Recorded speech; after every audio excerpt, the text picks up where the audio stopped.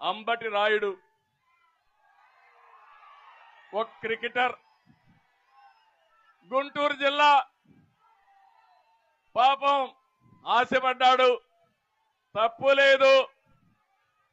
జగన్ మాయగాడున్నాడు, మాయ చేశాడు.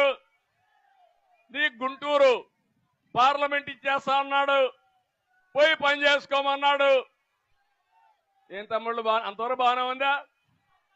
ఇంకొకరిని పిలిచి నీకు ఇస్తా అన్నాడు, ఆ పేరు నేను చెప్పను. దాంతో ఇతనికి అర్థమైపోయింది, దాంతో ఆయన నైజం అర్థం చేసుకున్నాడు.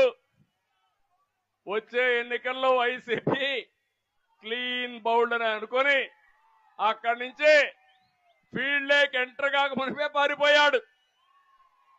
అవునా కాదా? ఇది మీ అందరికి అర్థమైందా నేను అడుగుతున్నా. ఈ రాష్ట్ర